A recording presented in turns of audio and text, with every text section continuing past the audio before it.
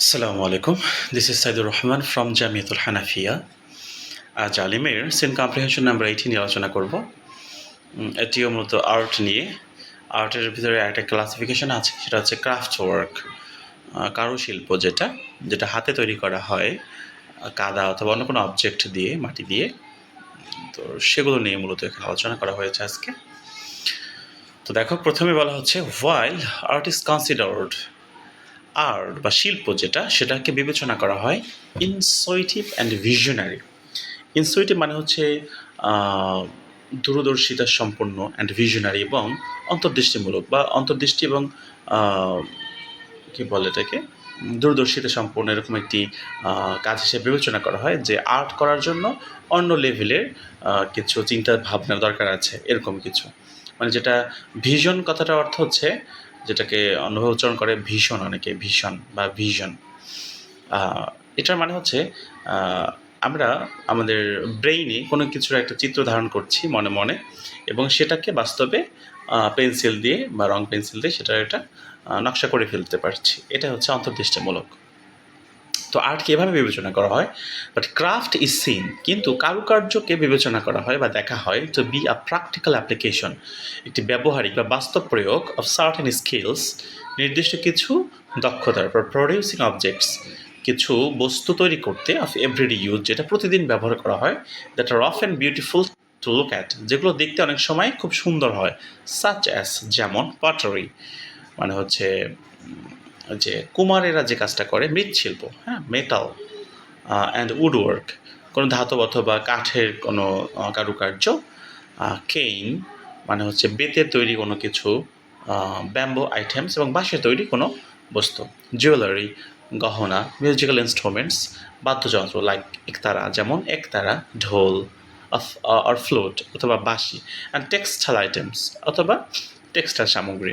তো এই যে বিষয়গুলো, এগুলোকে বলা হয়েছে ক্রাফট বা ক্রাফট ওয়ার্ক। তো এটাকে বিবেচনা করা হয় এমনভাবে যে এটা হচ্ছে প্রতিদিন ব্যবহার করার মতো অবজেক্ট হবে, এবং সেটা খুবই দেখতে সুন্দর হয়, এবং সেগুলো তৈরি হয় মূলত মাটি থেকে, মেটাল থেকে, কাঠ থেকে, বেত থেকে, বাঁশ থেকে, হ্যাঁ, জুয়েলারি হয়, একতারা, ঢোল, দোতারা, এগুলোকে মূলত ক্রাফট বলা হয়েছে।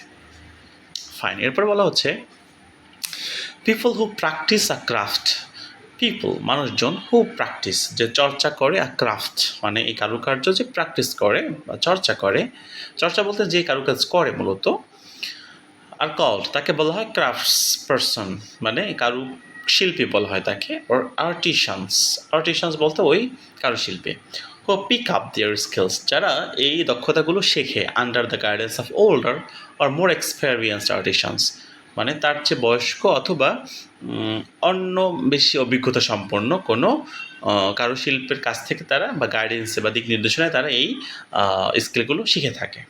দ্য ট্রেনিং দে রিসিভ, তারা যেই প্রশিক্ষণটা গ্রহণ করে, is Das on the job, এটা পুরোটাই তাদের কাজের উপর নির্ভর করে, মূলত তারা কাজ করতে করতে তাদের প্রশিক্ষণ হয়ে যায়। অ্যান্ড আর্টিসানস অফেন কাম ফ্রম, এবং এই যে শিল্পী যারা, তারা মূলত অনেকেই বের হয়ে আসে ফ্রম দ্য সেম ফ্যামিলি, মানে তার বাবাও কারুশিল্প ছিল বা এই কাজ করতো, এবং সে ওটা দেখে দেখে সে এটা শিখে ফেলেছে, সে এখন একই কাজ করে। এটা মূলত পারিবারিক ঐতিহ্য হিসাবে চলে আসছে, এরকমটা বলা হয়েছে এখানে। এটা আমরা আমাদের গ্রাম বাংলায় দেখতে পাই, যেমন এই যে মাটি দিয়ে যারা তৈরি করে হাঁড়ি পাতিল, তো তাদের বাবা দাদা, তাদের বাবা, তো এরকম মূলত এটা পারিবারিক পরম্পরা হিসাবে চলে আসছে, এবং তারাও তার বড় হয়ে ওই পরবর্তী প্রজন্ম যারা, তারাও মূলত ওই একই কাজ করে।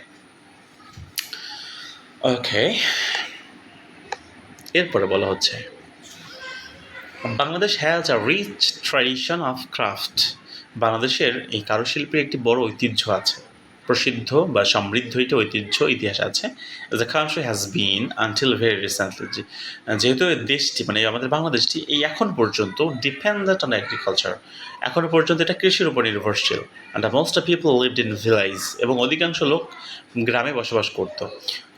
রুরাল কমিউনিটিস, গ্রামের সম্প্রদায়দের, রিলাইড অন আর্টিসানস, তো গ্রামের সম্প্রদায়রা কী করতো, রিলাইড মানে নির্ভরশীল ছিল, অন আর্টিসানস এই কারুশিল্পীদের উপর, to supply them with necessary house hold items, যারা তাদেরকে সাপ্লাই করতো মানে প্রোভাইড করতো, দিত নেসেসারি হাউস হোল্ড আইটেমস, প্রয়োজনীয় বা মানে বাসা বাড়ির এই অবজেক্টগুলো, মানে যে জিনিসপত্রগুলো। এরপর বলা হচ্ছে বাট কমিউনিটিস অলসো নিডেড, কিন্তু এই সম্প্রদায়গুলো আরও দরকার হতো objects to help them with social occasion, সামাজিক কিছু উপলক্ষে তাদের আরও কিছু এই জিনিসপত্র দরকার হতো, সাচ অ্যাজ ওয়েডিংস, যেমন বিবাহতে বা বিয়েতে রিলিজিয়াস রিচুয়াল এবং ধর্মীয় অনুষ্ঠানগুলো যেমন ঈদ কুরবানি, সে সময় তো অল্প কিছু হাঁড়ি পাতিলের দরকার হতো না, অনেক বেশি দরকার হতো, সেটার কথা বলছে। ফেস্টিভ্যালস অনুষ্ঠান অ্যান্ড পার্সোনাল ইউজ এবং ব্যক্তিগত ব্যবহারের জন্য।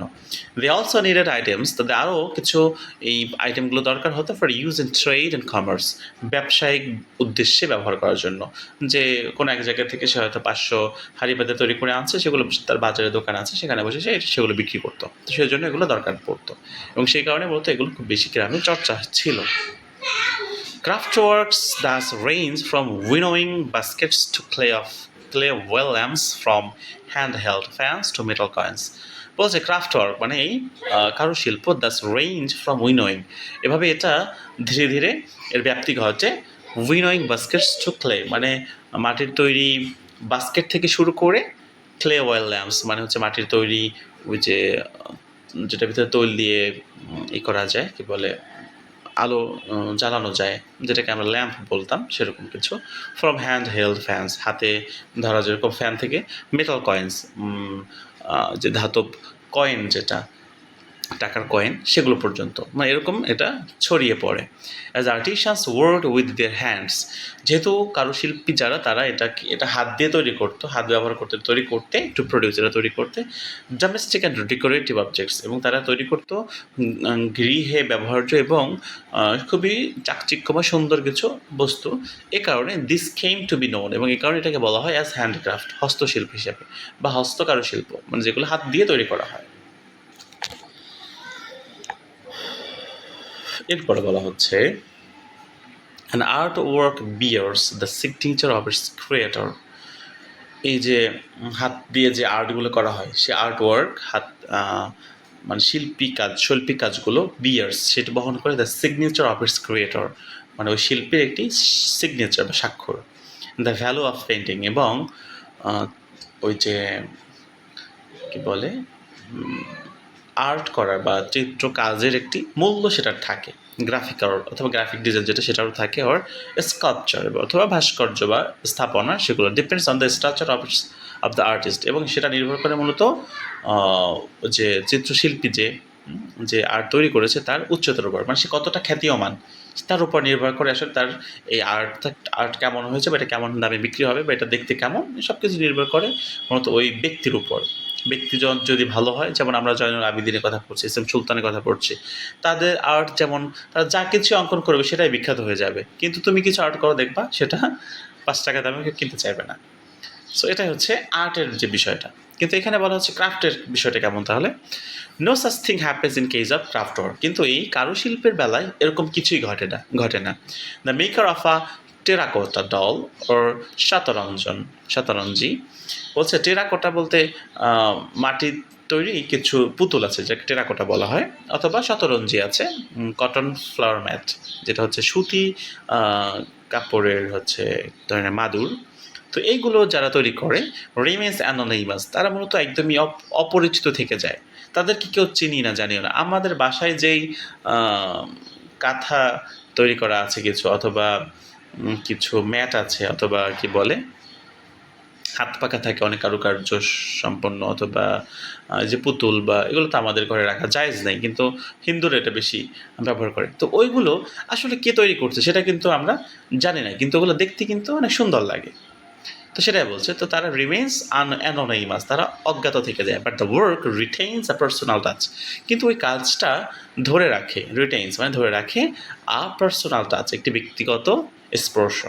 মানে লুক অ্যাট দ্য 30-year-old নকশিকান্থাস, যখন আমরা 30 বছর বয়সী কোনো একটা পুরাতন নকশিকাঁথার দিকে তাকাই, উই অন্ডার, আমরা অবাক হই, at it's motives and designs, এটার উদ্দেশ্য, ভাবগাম্ভীর্য এবং এটার নকশা দেখে, দ্যাট পয়েন্ট, যেটা নির্দেশ করে দ্য আর্টিস্টিক ট্যালেন্ট, শৈল্পিক ট্যালেন্ট যেটা, সেটাকে নির্দেশ করে। And it's of its maker, এটা যে তৈরি করছে তার, মানে তার শৈল্পিক ট্যালেন্ট কেমন, আর্টিস্টিক ট্যালেন্ট, তার প্রতিভা যেটা, সেটা কতটাই সূক্ষ্ম ছিল সেটার দিকে নির্দেশ করে মূলত ওই কাজগুলো দেখলে আমরা বুঝতে পারি। The fact that we don't know her name.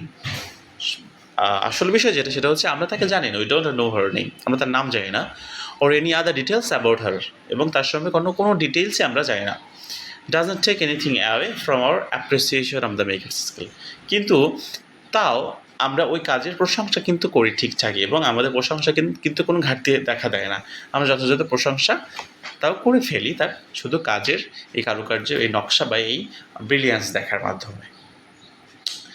Indeed, the intimate nature of the kantha বলছে এই ইন্টিমেট নেচার, ঘনিষ্ঠ এই সম্পর্ক বা প্রকৃতি অব দ্য কান্থা, এই কাঁথায় অ্যান্ড দ্য ট্যাকটাইল ফিলিং, এবং এই যে অনুভূতি, ট্যাকটাইল বলতে কি বোঝায় এখানে বলেছে, আচ্ছা এই কথাটার অর্থ আমার মনে নাই,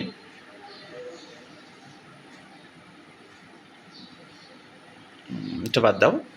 ফিলিং বলতে অনুভূতির কথা বোঝানো হয়েছে, এবং এই যে আনন্দময় যে অনুভূতি এটার কথা বলা হয়েছে। ইটস জেনারেটস, এটা তৈরি করছে বা উজ্জীবিত করছে।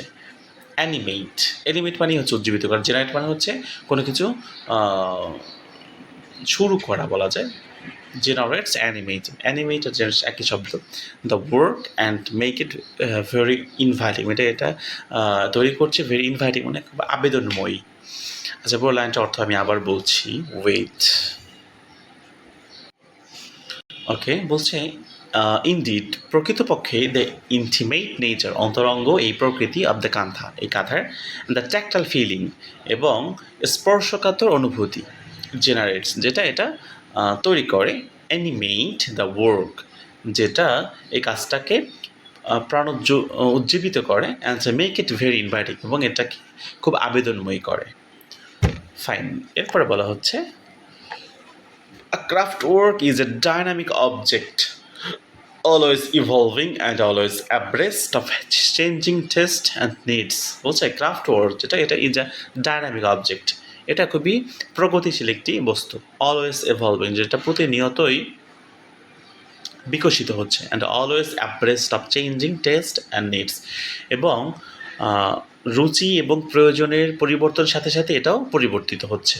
চেঞ্জেস ইন লাইফস্টাইল, জীবনধারার পরিবর্তন, অ্যান্ড ম্যাটেরিয়াল কন্ডিশনস, এবং বস্তুগত অবস্থা হ্যাভ অ্যান ইম্প্যাক্ট, এটা একটা প্রভাব আছে ক্রাফট ওয়ার্কস এই কারুকার্যের উপর, অ্যান্ড দেয়ার প্রোডাকশন এবং তাদের উৎপাদনের উপর। But certain forms, motives, lifestyle and aesthetic preference, কিন্তু কিছু ধরন, ধারা, উদ্দেশ্য, স্টাইল, অ্যাস্থেটিক প্রেফারেন্স এবং নান্দনিক কিছু ভালো লাগে, চেঞ্জ লিটল ওভার টাইম, যেগুলো সময়ের সাথে সাথে আসলে খুব বেশি পরিবর্তিত হয় না। সাজেস্টিং দ্যাট, যেটা নির্দেশ করে যে ক্রাফট ওয়ার্ক ক্যান ফাংশন, এই কারুশিল্প এটি ফাংশন মানে এটি কাজ করে অ্যাজ এন স্টেবল সিগনিফায়ার, একটি স্থিতিশীল কি বলে এটাকে, এটি স্থিতিশীল নিদর্শন হিসেবে কাজ করে। মূলত সিগনিফায়ার বলতে এখানে নিদর্শন বোঝাবে অফ কমিউনিটি, কোনো একটি সম্প্রদায়ের ভ্যালুস, মূল্য অ্যান্ড প্রেফারেন্স, এবং ভালো লাগা ওভার টাইম, সময়ের সাথে সাথে।